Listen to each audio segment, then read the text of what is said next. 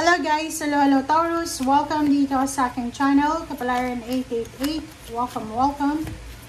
Alamin natin kung anong messages, vibration, gabay energy para sa inyo lahat. General reading for the month of July 2025. Gamitin mo yung intuition sa panunood. Please connect your intuition sa mga messages na pwedeng makita nyo dito. Okay Taurus, this is a yes card. It's up to you. So, this month of July 2025, posibleng makatanggap ka ng good news. This is a confirmatory news because this is a yes card. Answered prayers, parang ganon.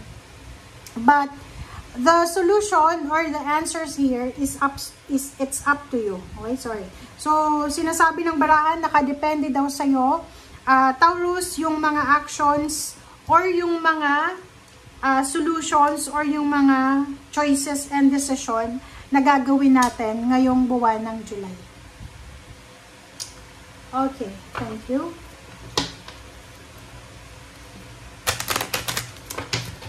Taurus.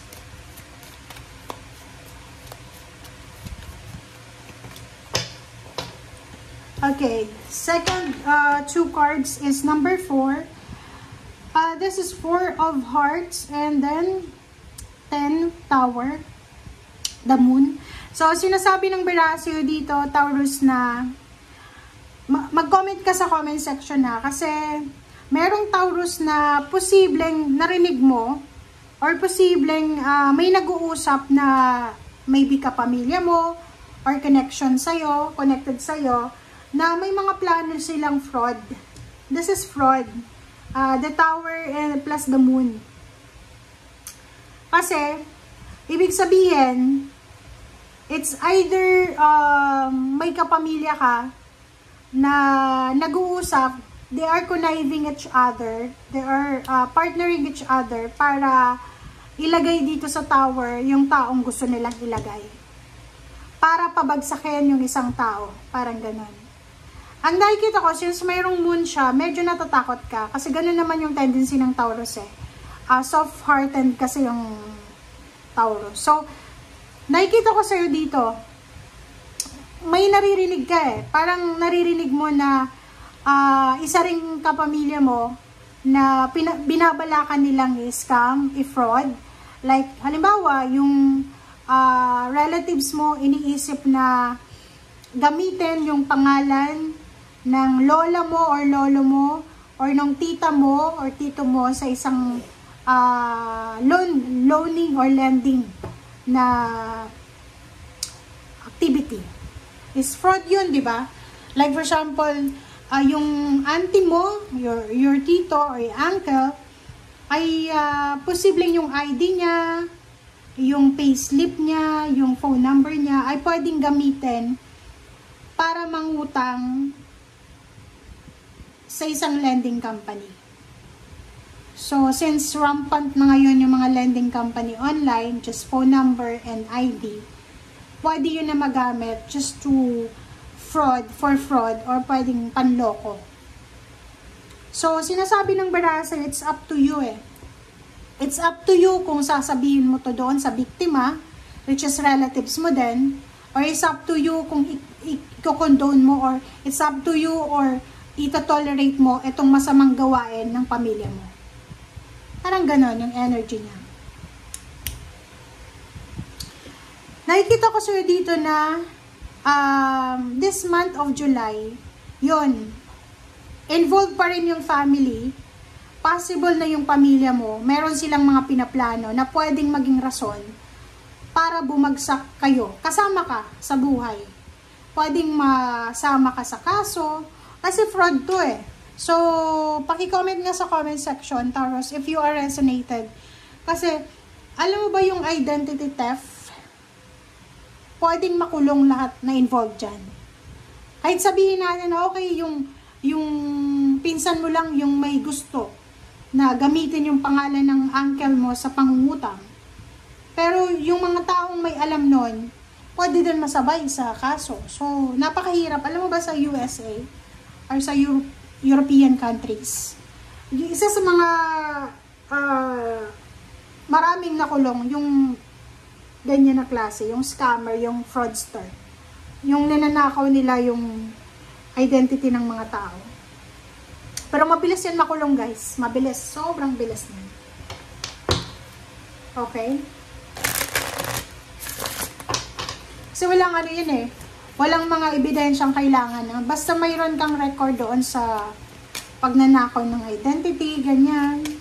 Lalo na sa mga lending company, di ba? May mga records yan.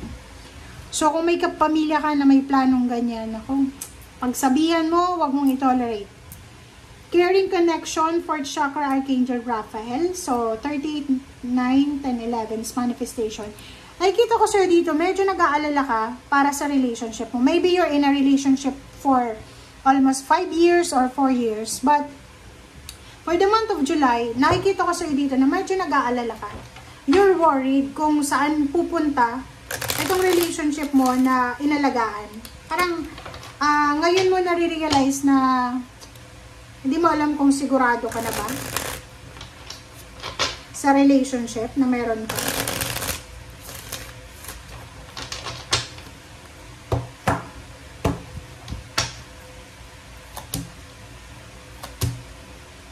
Ang nakikita kong fraud na to, it's involved sa mga Capricorn, Taurus, Virgo, Aries, Leo, Libra, Cancer. Kita ko yung mga taong yan, they're conniving each other to scam or to make activity na fraud. 1, 2, 3, 4, 5. Okay. If you're single ka ba na Taurus? Kasi nakikita ko na pwedeng may gustong makipagbalikan sa'yo. Nakikita ko sa'yo, may ex ka ba? Ex-wife? Lalaki ka ba? Ex-husband? Babae? Kasi naghihintay pa rin siya ng love offer mo. Tingnan mo to. May isang tao ditong, maybe ikaw yan or maybe ibang tao yan na naghihintay siya ng tulong. It's financial and emotional help. 6 of Cups and 7 of Pentacles. Nakikita ko sa'yo dito na naghihintay ka. Maybe nag-apply ka ng trabaho sa different companies or different institution. Pero sa ngayon, nakikita ko na ang daming kompetisyon. So, meron ditong Taurus na medyo nahihirapan ka. Taurus and Capricorn, if you are a couple, or maybe magkapatid. Pwedeng kayong dalawa ay nahihirapan na maghanap ng trabaho. Queen of Rods, meron ditong may asawa na Taurus, may girlfriend or boyfriend na Taurus, na posibleng magkaroon ng napaka bigat na pag-aaway, ano bang tawag doon? Strong na pag-aaway na pwedeng maging rason para magkahiwalay. Maghiwalayan sila. Meron din dito na Taurus na you are involved sa mga competition, pag-aaway, yun, pamilya nga, sa mga fraud or kung ano man na scamming. Kailangan mo mag-ingat kasi pwedeng madamay ka sa bandang huli. Okay, thank you guys for watching and see you again. Bye!